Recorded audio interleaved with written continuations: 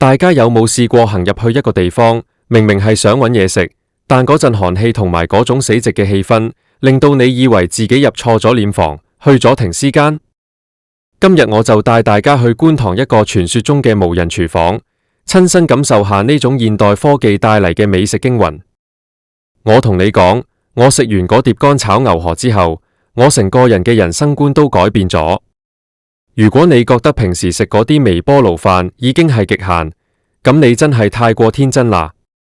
呢碟嘢簡直係刷新咗我對食物呢兩個字嘅認知，碎到好似濕紙巾咁都算。最難頂嘅係嗰種質感，嗰種陣味，根本就係俾動物食嘅飼料。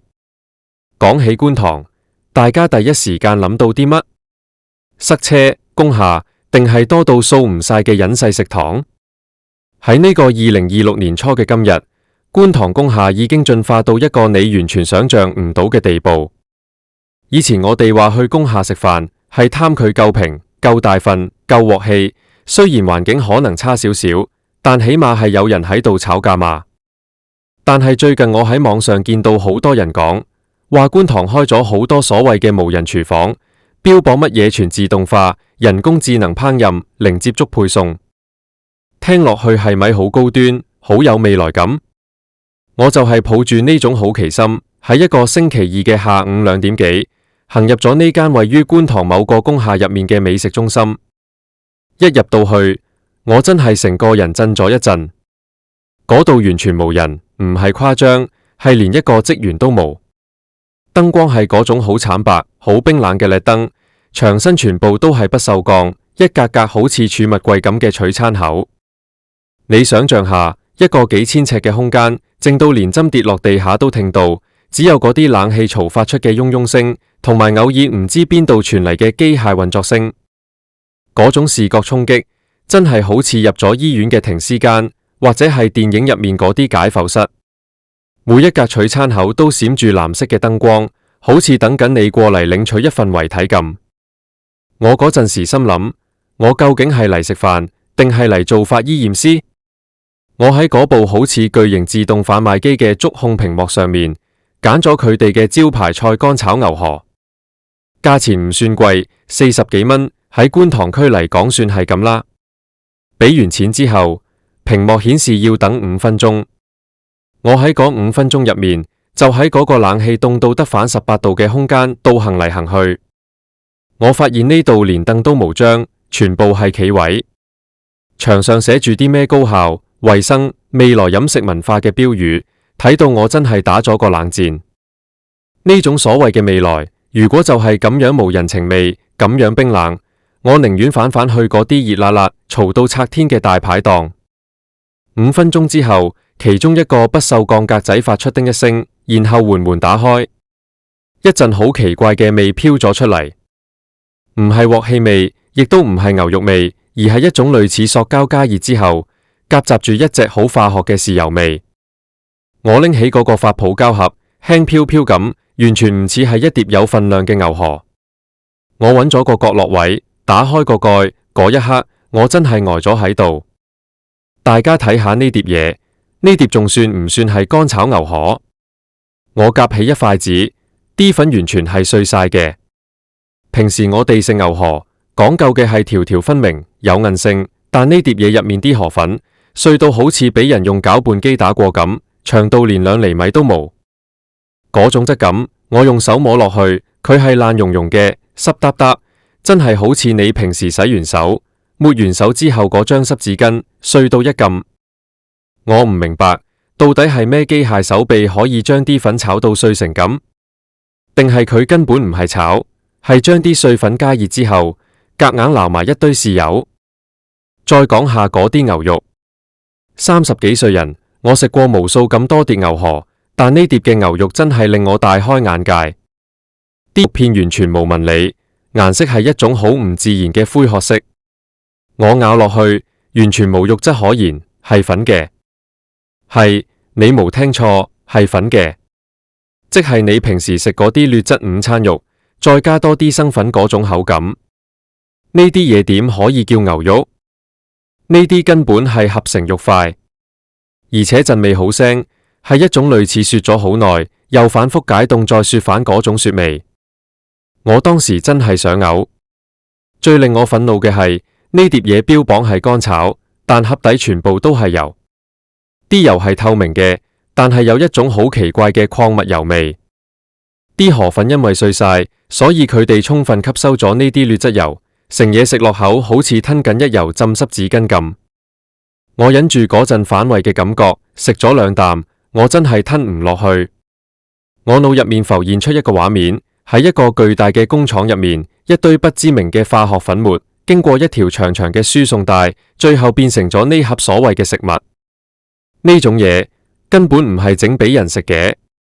如果你屋企有養過狗、養過貓，你應該見過啲劣質嘅濕糧。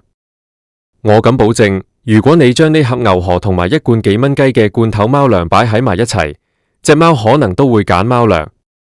呢種無人廚房出產嘅產品，完全抹殺咗廣東菜最靈魂嘅野鑊氣。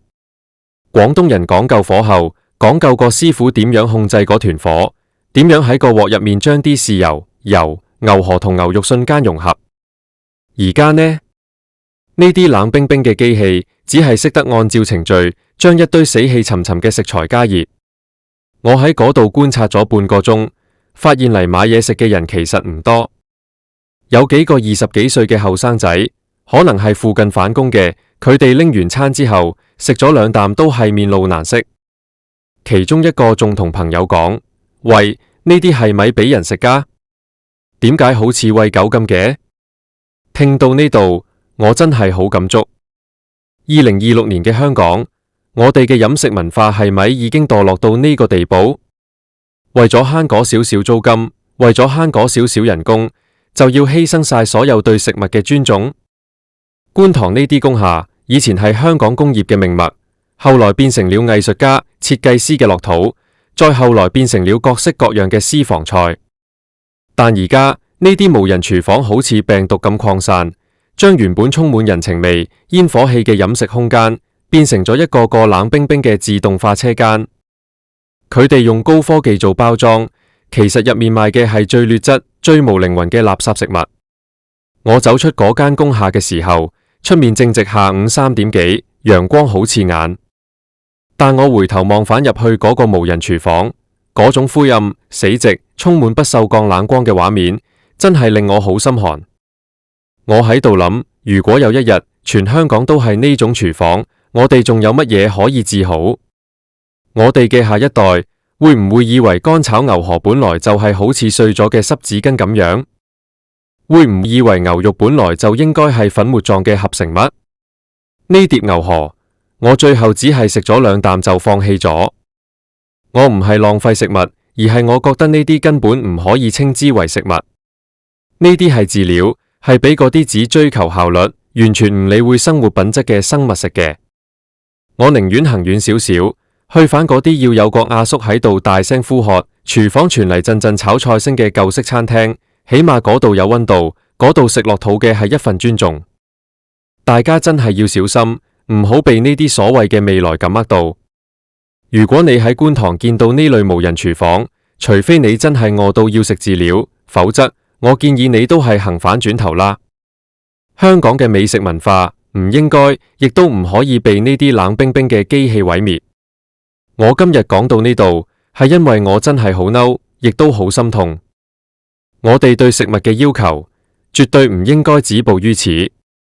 如果你問我呢碟牛河值幾多分，我會俾負分。如果有100分係滿分，呢碟嘢係負100分。佢唔單止難食，仲係一種對食客嘅羞辱。40幾蚊，我去便利店買個叮叮飯，起碼我知道佢係乜嘢味，起碼佢唔會碎到好似濕紙巾咁。呢次經歷真係俾咗我一個好大嘅教訓。科技可以帶嚟便利，但科技永遠帶唔嚟靈魂。尤其係喺食呢方面，冇咗人嘅溫度，剩低嘅就只有一堆化學成分同埋冷冰冰嘅不鏽鋼。觀塘嘅朋友們，如果你哋見過更誇張嘅無人廚房，或者食過更離譜嘅科技狠活，記得留言話俾我聽。我哋一定要集體發聲，唔可以俾呢種飼料文化吞噬咗我哋嘅生活。今日就講到呢度，我而家要去揾返間正正常常有人炒嘢嘅餐廳，洗一洗我個胃，揾返我對生活嘅熱情。